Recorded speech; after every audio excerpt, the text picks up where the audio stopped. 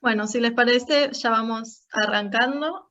Siempre se van sumando algunas personas más a lo largo del webinar, así que las vamos aceptando, no se preocupen. Vamos a estar como siempre grabando el encuentro, así que después se los compartimos, lo vamos a subir a YouTube, así sigue circulando. Bueno, muchas gracias a todas, a todos por sumarse. Si es la primera vez que se suman a uno de estos webinars, les cuento que, bueno, Grow Género y Trabajo somos una organización que tiene como misión lograr la igualdad de oportunidades laborales para todas las personas y desarrollamos estos encuentros desde que comenzó la pandemia. Empezamos en los primeros meses de aislamiento y nos gustó la modalidad, así que quedó. Siempre tenemos diferentes invitados para visibilizar, bueno, desigualdades de género en diferentes ámbitos. Durante septiembre el eje en el que estamos trabajando es la interseccionalidad, entonces, bueno, pensamos este webinar para conocer qué pasa en el ámbito teatral, aparte, perdón, creo que hay un micrófono abierto. No, el teatro particular es un sector que todavía no habíamos trabajado y que nos interesaba mucho. Hoy tenemos 3 invitados, se los presento, así les leo sus bios, así los conocen un poco más. Miriam Álvarez es teatrera mapuche, directora del grupo de teatro mapuche El Catango, es profesora de teatro del IUNA, doctoranda en el doctorado de artes. Mención teatro de la Universidad Nacional de Córdoba. Actualmente se encuentra en el proceso final de escritura de tesis, donde aborda un corpus dramático de prácticas escénicas mapuche contemporáneas. Es también docente en la carrera de teatro de la Universidad Nacional de Río Negro. Por otro lado, Alejandra Ejido Cervera es actriz y directora teatral afrocubana, se formó en Cuba y trabajó en diversas compañías y proyectos, tanto en La Habana como en Barcelona. En Buenos Aires crea la compañía Teatro en Sepia, que trabaja escénicamente las opresiones de las mujeres negras, y preside Todo en Sepia, Asociación de Mujeres Afrodescendientes en la Argentina, y pertenece a la Asociación Argentina de Actores y a APDEA. Y en el 2013 recibió el premio de la Fundación de la Agenda de las Mujeres por su aporte en la difusión de los derechos humanos de las mujeres. Y el tercer invitado de hoy es Alan Robinson, que nació en Buenos Aires, egresó como licenciado y profesor de arte dramático, trabaja como docente, escritor y director, fue becario del Fondo Nacional de las Artes y el Instituto Nacional de Teatro, ganó el premio 20 años de Teatro Social Argentino, fundó las compañías Gota Teatro y Los Hermanos, de la cual es actualmente director, publicó los libros El escape del panóptico, Actuar como loco y La ley de la locura, entre otros libros, y realizó presentaciones, talleres y funciones en varios países de la región. Además es miembro fundador del Grupo de Apoyo Mutuo en Salud Mental en el Centro Cultural La Ronda y realiza charlas y conferencias sobre la diversidad mental como valor cultural. Así que muchísimas gracias a los 3 por haberse sumado hoy. Y bueno, también en el webinar estamos, como siempre, con Georgina Stico, que es la directora y cofundadora de Grow, que bueno, la dejo también para que presente este espacio.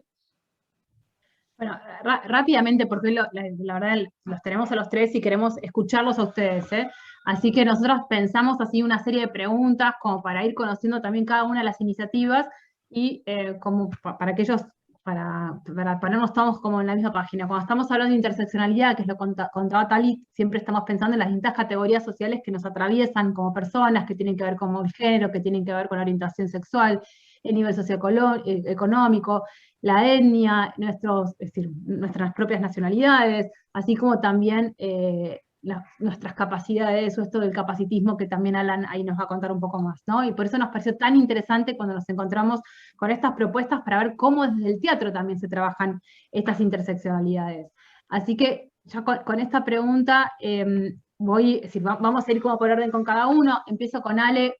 Hago este paréntesis. Si ustedes tienen alguna pregunta en particular de lo que van escuchando, la pueden poner por el chat, que con Dudley las vamos leyendo y se las vamos levantando, ¿sí?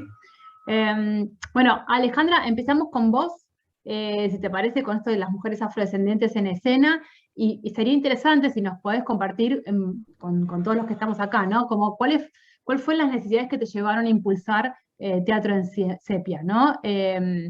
y unido a esto, bueno, no, después paso a la otra pregunta, pero primero te dejo que nos cuentes un poco de esos orígenes. Bueno, yo me lo monté en 10 minutos, déjame ver si llego a ser tan rápida como cuando me estaba midiendo. Dale. Porque no me queda más remedio que trabajar un poco el contexto. Así que allá voy. Bueno, lo que todos conocemos, todas, todos, todes, que el dominio colonial de Europa sobre América significó el despojo de sus riquezas y el genocidio de sus pueblos. También supuso la instauración de un sistema de ideas que postulaba la existencia de razas, afirmaba la superioridad natural de los europeos. En América Latina, el mito de la identidad nacional blanco-mestiza contribuyeron a negar la historia negra, al tiempo que construían una imagen de lo negro como ajeno al progreso y a los valores de la ciudadanía moderna. Conceptualizaciones de raza y racismo. Racismo doctrinario es la doctrina de superioridad racial basada en las características fenotípicas y fue la gran justificadora de la esclavitud, es decir, de la época colonial. Estas ideas fueron apropiadas también por el capitalismo, llamándose entonces racismo residual, porque no tiene una estratificación sobre bases estrictamente etnorraciales, pero sí sigue utilizando conceptos racistas o empleando una terminología racista que tuvo su origen en el racismo doctrinario. Las afrodescendientes en Argentina. Podemos distinguir tres momentos históricos importantes. La trata esclavista, que empieza en el 16 y tiene su consolidación en el 18. La llegada de migrantes caboverdianos provenientes de las islas de Cabo Verde, África Occidental, a principios del siglo XIX y todo el siglo XX. Y a partir de 1990 se produce una migración africana de países como Senegal, Nigeria, Mali, Sierra Leona, Liberia, Ghana y Congo. Y también afrodescendientes provenientes de países limítrofes, tales como Perú, Brasil, Ecuador, Cuba, Venezuela, Colombia, Honduras, Haití y también Bolivia. La invisibilización afroargentina, la negación de la identidad.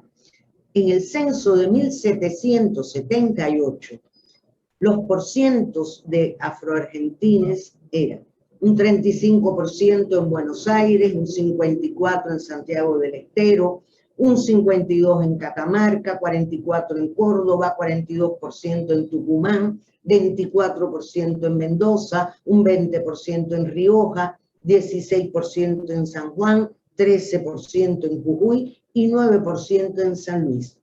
Hubo en los últimos censos del siglo XIX un falseamiento de las cifras referidas al ex afroargentines.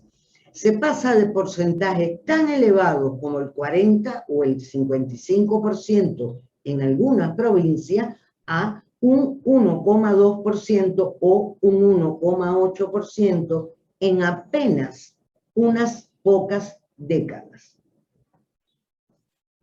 Siguiendo esta tendencia, en los documentos oficiales, es decir, consideremos los DNI, la gama de la población anteriormente denominada negra, parda, morena, mulato y sambo pasó a ser trigueña, vocablo ambiguo que puede aplicarse a diferentes grupos étnicos o a ninguno, y que contribuyó a la invisibilización del colectivo afroargentino. Las organizaciones civiles afroargentinas definen como desaparición artificial a este proceso, ya que a fines de 1887 el porcentaje oficial de afrodescendientes era de un 1,8%. A partir de esa fecha ya no se vuelve a informar sobre este dato en los censos hasta el censo 2010. Tradicionalmente se ha afirmado que la población afroargentina desapareció por los siguientes argumentos: la abolición de la esclavitud, el mestizaje, las acciones bélicas, es decir, la guerra de independencia, la guerra de Paraguay, 1864-1870, la epidemia de la fiebre amarilla e incluso la llegada de la inmigración europea. Concepto de afrodescendiente. Esta denominación fue consensuada en la Conferencia Preparatoria de las Américas contra el Racismo en Santiago de Chile en el 2000. Somos afrodescendientes, los descendientes de las personas esclavizadas que fueron traídas forzosamente a América en la época colonial. Además, estamos en el decenio de los afrodescendientes, decretado por la ONU en un periodo del 2015 al 2024, cuyas consignas son reconocimiento, justicia y desarrollo para la población afrodescendiente. El término interseccionalidad. El concepto fue acuñado en 1989 y por el feminismo negro. Una abogada afroestadounidense, Kimberly Crenshaw, en el marco de un caso concreto con el objetivo de hacer evidente la invisibilidad jurídica de trabajadoras negras de la compañía estadounidense General Motors. Y con esta noción esperaba destacar el hecho de que en Estados Unidos las mujeres negras estaban expuestas a violencias, discriminaciones por razones de etnia, de género, y sobre todo buscaba crear categorías jurídicas concretas para enfrentar el juicio y la discriminación en múltiples y variados niveles. Aunque la teoría comenzó como una exploración de la opresión y con un sentido completamente práctico para encontrar herramientas judiciales para poder defender a este grupo de mujeres negras de esta compañía, hoy el análisis es potencialmente aplicable a todas las categorías. El concepto ha expuesto la ruptura con el binarismo, con las miradas lineales, y permite introducir la complejidad necesaria para concebir tanto las identidades como los privilegios.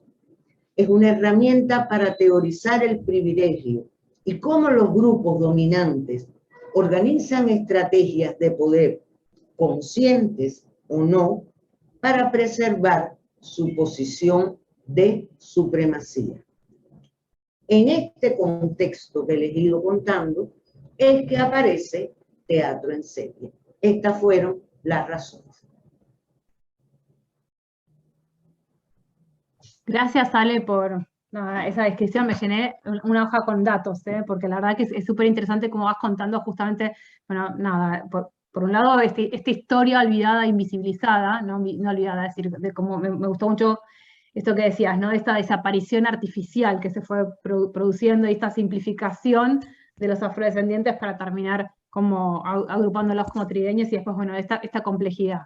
Alan, sigo con vos en este sentido, después volvemos a Ale, pero está bueno también como, a ver, que nos cuentes un poco cómo es la relación también entre el teatro y la diversidad mental, ¿no? Y cómo es que surge esto de la neurodiversidad en la escena. Bueno, es una pregunta muy larga. Gracias, Georgina. Bueno, acortala como... Cortita, gracias también por la invitación y a quienes se sumaron. Después, si se puede, comparto un PDF para que se vea en pantalla, y si no, está todo bien. Bueno, en rasgos generales, no vamos a profundizar mucho en eso, pero sí hay, como que está bueno que se sepa que desde la década del 90 existe en el mundo algo que se llama el paradigma de la neurodiversidad, ¿sí? Que ese paradigma que viene de la sociología permite que hoy, por ejemplo, estemos hablando de teatro y diversidad mental. Y al mismo tiempo, si ese movimiento que comenzó en la década del 90 en Australia, por una socióloga, el concepto lo acuñó una socióloga australiana que se llama Judy Singer, se los voy a anotar ahí por si les interesa la historia, Judy Singer. Em, lo que es el paradigma de la neurodiversidad aparece como consecuencia inmediata del movimiento de la discapacidad. En el 2008, en el año 2006, perdón, en el 2006, no sé si saben, si no saben, les cuento, la ONU, Organización de las Naciones Unidas, sanciona, no es que es santo de mi devoción las Naciones Unidas, ¿no? Pero bueno, el acontecimiento es importante. En el año 2006 se sanciona el texto de la Convención de los Derechos de las Personas con Discapacidad. En el año 2008, Argentina vota una ley nacional que es la ley de la Convención de los Derechos de las Personas con Discapacidad, que es una ley de orden público y a nivel nacional. Esa ley garantiza, por ejemplo, debería garantizar derechos culturales, por ejemplo, a las personas con discapacidades intelectuales, mentales o psicosociales. Pero ¿qué pasa? Con esto cierro para no extenderme mucho. El paradigma de la neurodiversidad permite que en vez de donde hay una persona que históricamente en Argentina se la denomina persona con discapacidad mental, nosotros empecemos a ver una persona con una diferencia mental. Y lo loco es que, por ejemplo, el actor argentino Federico Peralta Ramos, en la década del 90, en tono de chiste, sin saber que todo esto estaba pasando, o quizás sabiéndolo, no hay forma de saberlo, él hablaba de la psicodiferencia. Él decía que era psicodiferente. Y Federico Peralta Ramos había recibido tratamientos de electroshock. Así que eso es como para empezar a entrar en temas, Georgina. Perfecto. Y Alan, te hago una pregunta más, porque bueno, va con esto también, ¿no? En relación a esto, ¿cómo se suele representar a las personas neurodivergentes en estas representaciones hegemónicas, ¿no? O en esa simplificación que se hace de las representaciones. Y vos como también, bueno, que nos cuentes también desde tus palabras, ¿cuál es la diferencia o cómo se ve esa diferencia cuando esas representaciones las hacen personas que viven esas realidades? Bueno, también es muy largo, pero bueno, vamos despacito. En cuanto a las representaciones de la locura en la cultura, ¿no? O sea, las representaciones suelen asociarse con peligrosidad, maldad o criminalidad, ¿no? Por ejemplo, vayamos al cine, que tenemos más o menos, ponemos un ejemplo muy conocido, siglo XX, Alfred Hitchcock filma Psicosis, ¿no? Una película que es histórica. Alfred Hitchcock, en la industria estadounidense, del cine de Hollywood, en auge, en gran crecimiento de ese cine, filma Psicosis. Y el siglo XX, o sea, la representación en términos generales, vamos al cine, que son ejemplos que por ahí conocemos todas, pero las representaciones que vinieron después estuvieron muy de la mano de esa película, ¿no? Donde el loco es un asesino, es un criminal.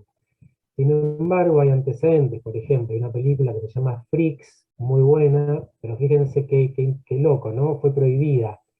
Freaks representaba, ¿no? Personas con discapacidades, personas neurodivergentes, o sea, personas con cuerpos diversos y conductas diversas, hacía representaciones eh, teatrales, no teatrales, cinematográficas, pensando en esas personas como personajes y no estereotipos, y sin embargo fue censurada. Mientras que Hitchcock estereotipó en el cine, ¿no?, el fenómeno del loco, y bueno, después tuvimos que esperar a Milos Forman en el cine cuando estrena Alguien voló sobre el nido del cucú, que se tradujo como Atrapados sin salida, que fue un éxito y un poco vino a cambiar, ¿no? Eso en el cine, pero bueno. Y lo otro, Georgina, no me acuerdo qué era lo que me habías dicho. No, lo otro tenía que ver, sí, porque eran dos preguntas como en una, ¿no? ¿Cuál es la diferencia también, o cómo se vive cuando las personas que representan a los neurodivergentes son personas que han transitado por estas realidades, ¿no? O que las transitan? Bueno, está bien. Bueno, ahí hay que ir como de a poco también, de a poco, ¿no? Porque si no caemos en las demandas del realismo, ¿no? ¿Qué nos demanda el realismo, ¿no? El realismo capitalista. A eso lo desarrolló Mark Fisher, un filósofo británico que se suicidó. El realismo capitalista nos demanda que se supone también, esos pueden ser prejuicios, que, o sea, en el teatro, si yo soy, o sea, para ser de negro no tengo que ser negro, o sea, para ser de loco o neurodivergente no tengo que ser ni loco ni neurodivergente. Eso por un lado. Pero hay otro tema que abre esa pregunta tuya, Georgina, que a mí me interesa muchísimo, que tiene que ver con las poéticas, ¿no? Las poéticas son las formas, los procedimientos que tenemos las personas que nos dedicamos al arte para hacer nuestros trabajos, ¿sí? Es la suma de procedimientos que necesitamos implementar en el día a día para lograr un resultado estético, por ejemplo, una obra de teatro. Ahora, allí hay algo que yo vengo escribiendo en mis libros sobre eso porque me interesa, que tiene que ver con, por ejemplo, siempre pongo este ejemplo para que se entienda de qué estamos hablando. Yo soy dramaturgo, ¿no? Supongamos que publico un libro con mis obras de teatro.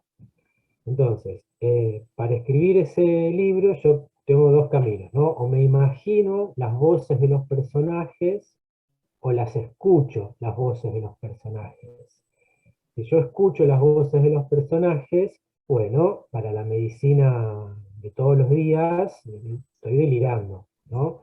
De hecho, el movimiento de los escuchadores de voces, de las personas escuchadoras de voces, todavía no llegó a la Argentina, y en muy poquitos países en el mundo. Y los grupos de apoyo mutuo que tenemos en Argentina, que es uno, en realidad no son los grupos, sino que es uno solito, inspirados en la filosofía de Kropotkin, que tiene un libro que se llama El apoyo mutuo.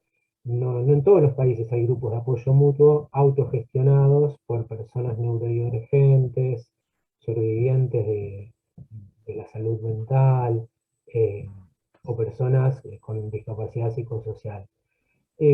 Pero bueno, esta forma más social de pensar la locura nos permite ampliar derechos o nuevas oportunidades, porque las personas que tienen o tenemos visiones o escuchamos voces, bueno, si las demás personas no se asustan y no les quieren dar electroshock, estaríamos viviendo en una sociedad un poco más justa. Yo lo digo así porque es algo que pasa, ¿eh? O sea, el electroshock sigue existiendo, lamentablemente, ¿no? Así lo planteo en términos como muy concretos. Totalmente. No, bueno, gracias, Alan. Ahora después un ratito también volvemos a vos. Y Miriam, te pasamos la palabra. Mil gracias también por estar acá y por sumarte esta tarde a compartir unas líneas, por lo menos, ¿no? De trabajo que hacen. Y bueno, también como siguiendo con la línea de lo que preguntábamos a Alejandra y Alan, sería interesante también esto que nos cuentes un poco cómo es que abordan el teatro a partir de las realidades mapuches y cómo es que surgió también esta iniciativa.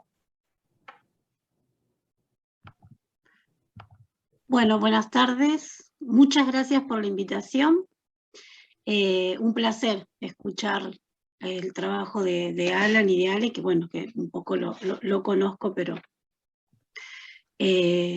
siempre inspiran otros trabajos. Bueno, a ver, el grupo de teatro El Catango, yo tengo, traje, les decía un power, no sé si lo comparto. Sí, compartilo. Y mientras tanto, Tali, yo Voy le puedo... contando.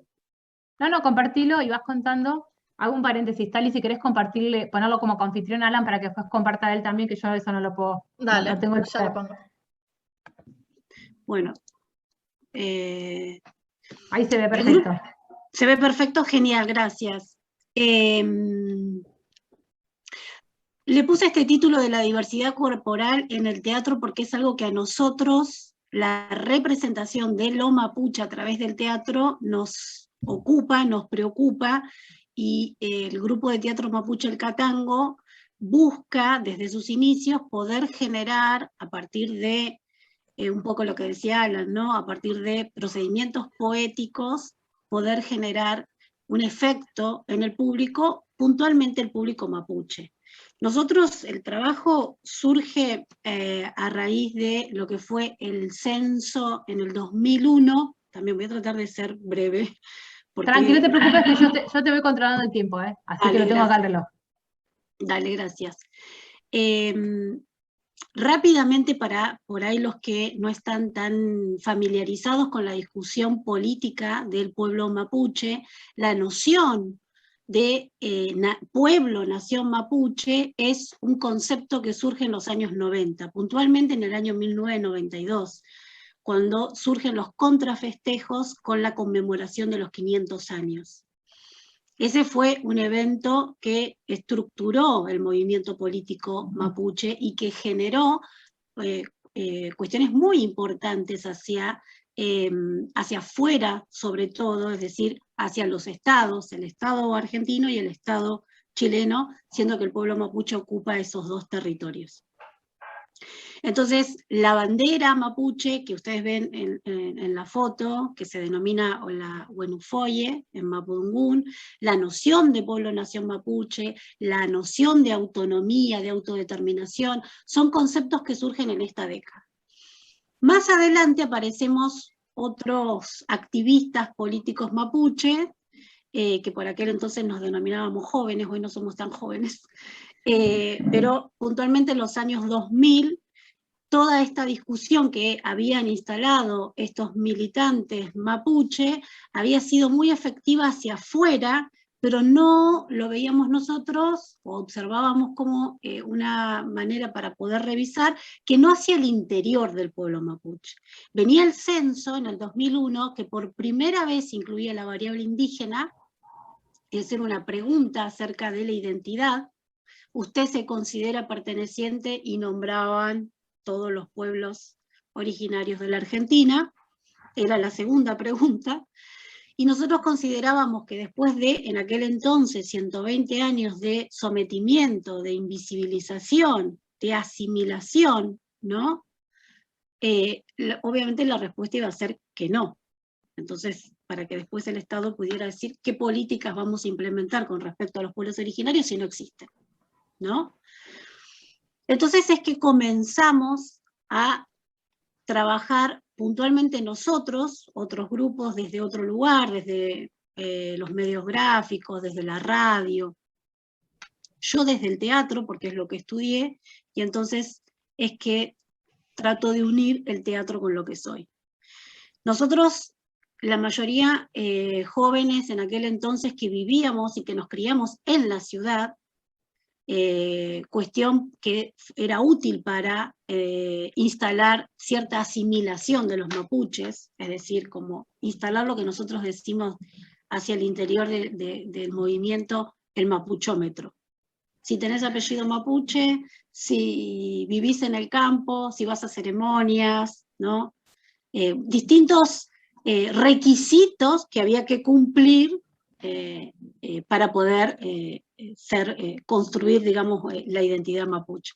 Entonces el teatro surge para poder dar cuenta de toda esa heterogeneidad que tenía que ver con que éramos jóvenes, viejos, mujeres, hombres, pobres, no tan pobres, viviendo en el campo, viviendo en la ciudad, hablantes de Mapudungún, otros que no hablamos el mapudungún, mostrar esa heterogeneidad y para poder hablar de la identidad mapuche en el presente, y a su vez poder dar cuenta de lo colectivo, que lo colectivo tenía que ver con lo que nos atraviesa como pueblo, que es el genocidio indígena que se genera a fines del siglo XIX, donde aún en la memoria de nuestra población quedan esos recuerdos. Ese fue un evento que estructuró las relaciones sociales, sobre todo en Nor Patagonia, ¿no?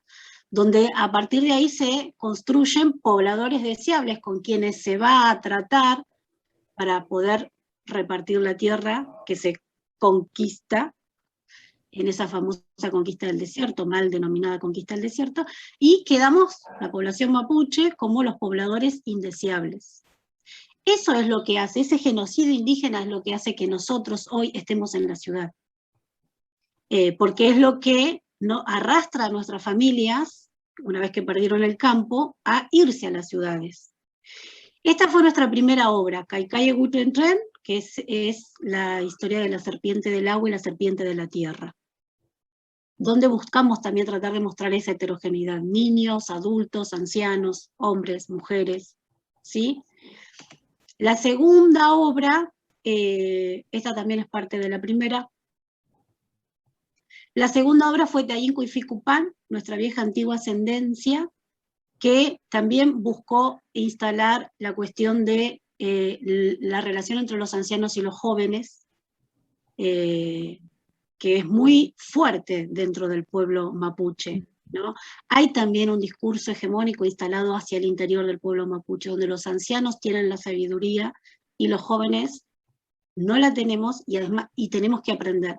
Lo que nosotros queríamos también con esta obra instalar es que los jóvenes también tenemos una trayectoria, una historia y un saber que también es importante, que tiene que ver con la identidad mapuche en el presente y en la ciudad, en la urbanidad, que también es territorio mapuche.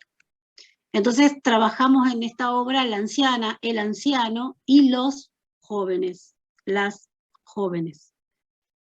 Y finalmente la tercera obra, Peuma, Sueños, que trata puntualmente este evento estructurante que es el genocidio indígena, que nosotros decimos que es a partir de este evento que construye las relaciones entre mapuches y no mapuches, y sobre todo entre el Estado, me estoy refiriendo al Estado nacional, pero también el Estado provincial y el municipal, y la población mapuche.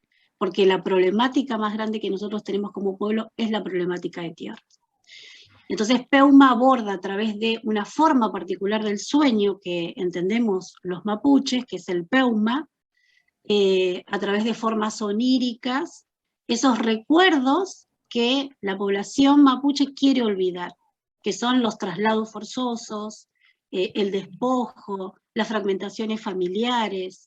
La población mapuche está atravesada por todo eso. Todos tenemos familiares perdidos, todos tuvimos una tierra a la que dejamos de ir, y esos muchos de en nuestra familia son esos eventos que se quisieron silenciar, de los que no se quiere hablar. Y entonces Peuma representa esos silencios. No sé si te respondí. Sí, no, sí. No, me llevaste a mi infancia, yo soy de Chubut, así que pasé toda mi adolescencia, mi niñez y adolescencia en Chubut, con lo cual lo mapuche lo tengo como muy cercano porque, bueno, se da esto que vos decís, ¿no? De la mezcla entre lo urbano y, es decir, bueno, lo urbano y el campo, y también el tema bueno, por lo menos en la provincia de Chubut, esta mezcla también entre lo mapuche y los galeses como otra ola migratoria y esa interrelación. Nada, esa interrelación tan interesante también en relación a los apellidos, como decís vos, esa pérdida de identidad en algunos casos, bueno, todo eso como muy presente porque lo vivimos, lo vivimos todo el tiempo, ¿no? Es algo que está ahí presente. Que quizás el resto de las provincias no se ve porque, bueno, el pueblo no está ahí. Pero es muy interesante cuando lo ves en tu cotidianidad. Sí, claro. Lo que sucede es que, bueno, entre los galeses y los mapuches se interrelacionaron y demás. Lo que pasa es que los galeses vienen a ser los pobladores deseables. porque son los que se Totalmente. traen, como acá en Bariloche, yo vivo en Bariloche, en la provincia de Río Negro, Bariloche es la Suiza Argentina. Esa mirada que construye el Estado de la generación de los 80, que al día de hoy nos cuesta tanto deconstruir, ¿no? Esa mirada a Europa todo el tiempo, y entonces los pobladores originarios son los pobladores indeseables, los que no tienen título de tierra, los que tienen título precario, y los que son todo el tiempo corridos. Ale, vuelvo a vos, y aparte como que vuelvo justo más o menos históricamente en la misma línea, ¿no? Cuando Miriam hablaba del 80 como, bueno, el genocidio indígena, y vos estabas hablando también de ese momento clave que impactó tanto de la invisibilización, ¿no? Como ya en el 87 la gente ya no se percibía como descendiente, como afrodescendiente. Pero bueno, yendo hacia teatro en sepia, una de las cosas que también nos parece interesante para que nos compartas, ¿no? Es como qué particularidades ves vos, y después esta pregunta la traemos para el resto, ¿no? Que brinda el teatro, ¿no? Para poder visibilizar estas opresiones, bueno, en particular en Teatro Sepia entiendo que es de las mujeres afrodescendientes, pero bueno, de poder poner en voz y en palabra y en cuerpo estas historias y esta historia tan invisibilizada invisibilizada, y me pareció muy interesante cómo lo fueron trayendo, ¿no? Esta desaparición artificial, ¿no? Porque fue totalmente orquestada. Bueno, tal vez no estoy tan organizada para esta segunda pregunta, pero me arriesgo a contarles un trabajo en particular. En el 2010 es el año del Bicentenario, y quienes están acá en Argentina saben toda la festividad que se fue desarrollando. Entonces nos dimos cuenta de que la mujer negra, que había ayudado tanto en las guerras de independencia en toda Latinoamérica, no estaba teniendo lugar en ninguna de estas festividades, a pesar de haber sido en muchas ocasiones protagonista. Entonces conformamos un espectáculo que se llama, pero ya no lo estamos haciendo, Afro-Latinoamericanas de voces, susurros, gritos y silencios. Y en una ocasión en particular nos invitan a presentar la obra en el Museo de la Mujer. Se los cuento desde mi lugar de teatrista. Para mí fue enseguida obvio, y no lo perdí de vista, que estaba no solo en un espacio feminista, sino que además se llamaba, y se llama, Museo de la Mujer, en singular. Bueno, Afro-Latinoamericana, el espectáculo descansa mucho en la Venus Hottentot, que es una mujer sudafricana que en la época colonial fue sacada de Sudáfrica y fue expuesta porque tenía unos glúteos muy anchos en casi todas las exposiciones europeas, en donde tenías que pagar un chelín, estaba en una jaula, por tocarle las caderas, por ejemplo. Entonces, sobre la base de una figura de mujer estereotipada y estropeada por la sexualidad, que es una de las características que nos imprimió la colonia a las mujeres afro, prácticamente desarrollamos todo nuestro espectáculo. Pero yo personalmente quería ir más allá, muy preocupada en que un museo lo que hace es presentar objetos, y de semejante cosa quería alejarme con toda la fuerza de mi alma. Entonces, utilizamos textos de mujeres afro, de dramaturgas, incluidas de archivo, de textos históricos, en donde salía Carmen Ledesma, que es Mama Carmen, una figura afro-argentina, que luchó en la Guerra del Paraguay. Salía Josefa Tenorio, también una militar de mucha importancia, también de las guerras de independencia, y distintos textos de escritoras latinoamericanas, como parte del texto de Carolina de Jesús en la favela, textos de escritoras cubanas, afrocubanas, en fin. Estos cuadros se rompían en el tiempo, y quienes hacían, por ejemplo, un encuentro que hay, un supuesto encuentro, desde, digamos, las licencias que le permite a uno el discurso poético del teatro, un encuentro entre Josefa Tenorio y Mamá Carmen, dos militares de rango, dos mujeres negras, militares de rango latinoamericanas. Y de pronto cortábamos con videos de las intérpretes, o sea, veníamos a la realidad.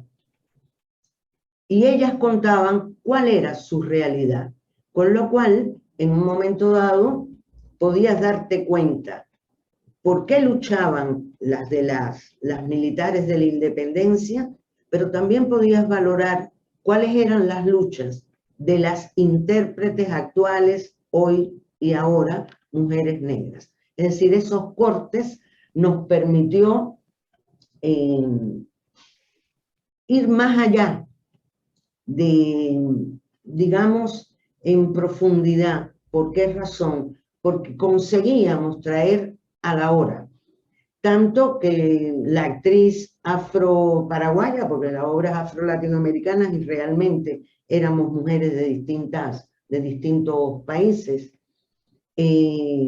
hizo lo de Carolina de Jesús, que es una escritora brasilera, lo hizo en guaraní y como cartonera argentina. O sea, fuimos, le pedimos un carro a un cartonero en Rivadavia, creo que les pagamos cervezas, el muchacho no entendía, se hizo el video, irrumpe, que era otra cosa que a mí me llamaba la atención. Yo llegué en el 2007, aspiraba a poder ver teatro que hablara del 2001, pero de pronto me di cuenta de que figuras como la del cartonero o la cartonera no estaban escénicamente. Es decir, estaba la clase media y nadie más en escena. Y creo que esto sigue continuando hasta que me encuentro con compañeros como Miriam o como Alan, que entonces sacan escena a otras personajes. Pero si no, había una ausencia en ese sentido. Esta obra trajo algo que a mí me sorprendió. Me parece, bueno, primero que tuvo mucho éxito, creo que era la primera vez que aparecía en escena las afro-latinoamericanas. Cuando digo mucho éxito es que nos invitaron a un montón de países. He caminado con esa obra, lo que no me imaginé, por una parte. Y por otra parte, hubo una unión entre el movimiento afro y el Museo de la Mujer, y nosotras tenemos de esa obra declarada de interés cultural, y fue una gestión de ambas entidades, por la legislatura porteña. Yo creo que llegamos a bombardear que no puede haber una institución que hable de la mujer cuando somos tantas y tan distintas y tan disímiles las mujeres. Totalmente, ¿no? Y aparte acá mismo se ve esas diferencias y como que no parece como acorde al momento en que estamos viviendo.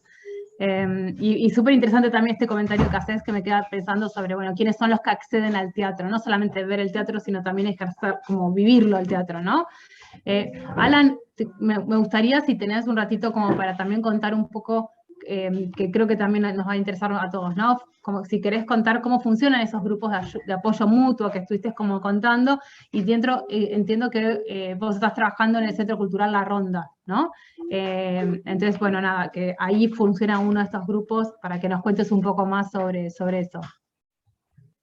Que estuviste pasando los datos, así que nosotros a todos los que no pudieron venir hoy, pero que están anotados, también se los vamos a compartir. Sí, lo puse en el chat para que circule la información, porque yo creo mucho, bueno, me parece que los debates y las discusiones y determinada información es importante que circule. No sé si mucho funciona lo de la visibilidad, pero bueno, la información sí, la información creo que funciona.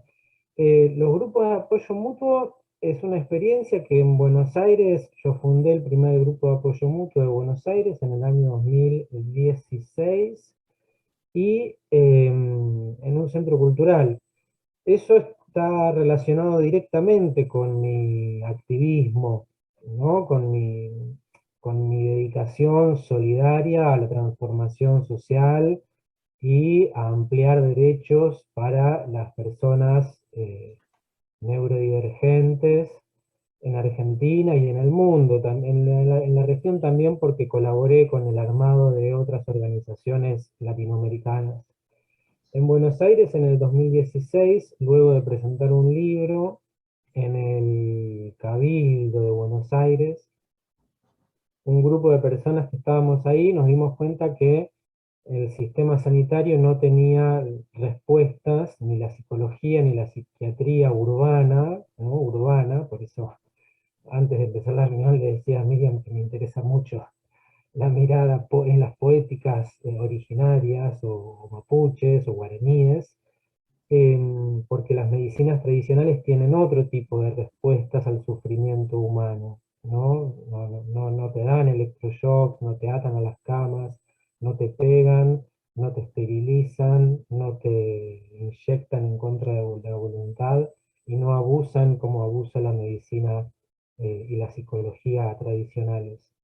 Entonces, en esa charla, en una presentación de un libro, en el año 2015, en diciembre, en el Cabildo ahí en Plaza de Mayo, en el microcentro, decidimos ponerlo en acción. Entonces, del 2015 a la fecha, sigue funcionando un grupo de apoyo mutuo, de participación libre, gratuita, que tiene como particularidad estar autogestionado por lo que llamamos a personas expertas por experiencia, ¿sí? Que pueden ser personas usuarias de salud mental, ex usuarias de salud mental, personas en situación de calle, personas sobrevivientes de manicomios, y una larga lista de tristes etcéteras.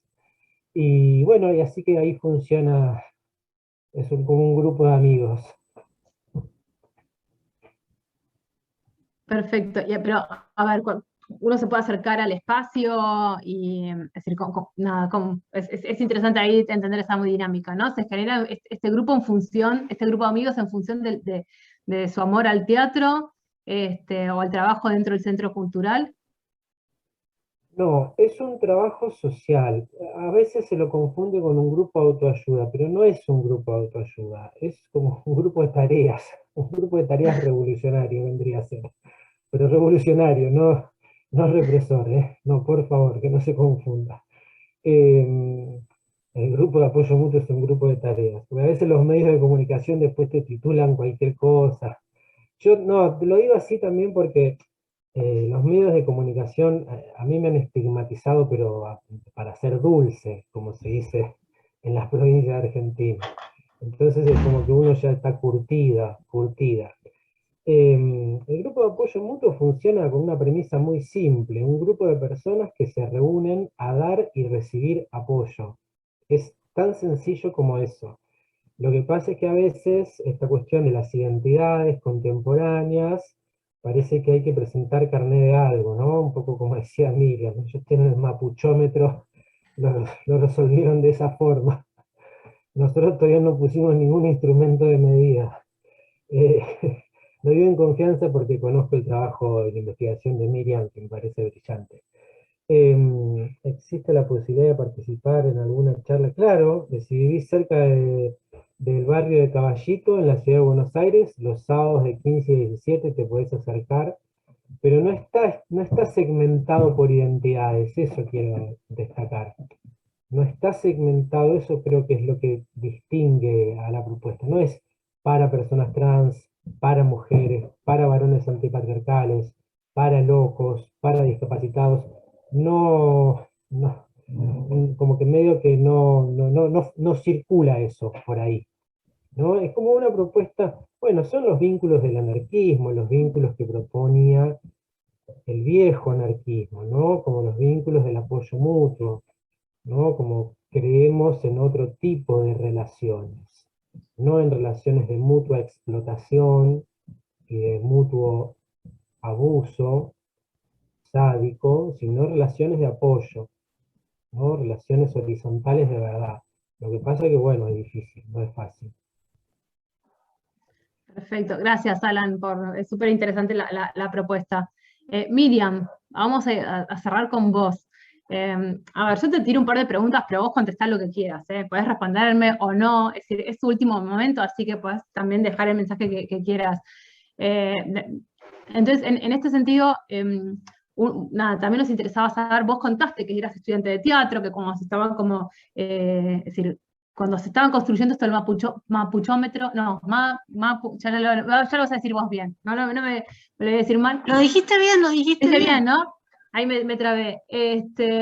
Bueno, vos fuiste con esta propuesta del teatro como fueron otros con otras propuestas, ¿no? Entonces ahí también me interesa mucho como, a ver, si querés compartir con nosotros cómo fue recibida esa propuesta, es decir, nada, de poner en escena también lo que le estaba pasando, que creo que es muy interesante pensando también lo que Ale contaba de esta red de mujeres afrodescendientes latinoamericanas, ¿no? Esta historia, esto de contar la historia pasada, pero al mismo tiempo contar los problemas presentes. Es decir, esto me parece como interesante para, me imagino, el que lo ve, ¿no? Porque también eso es, ¿quién accede a ese teatro?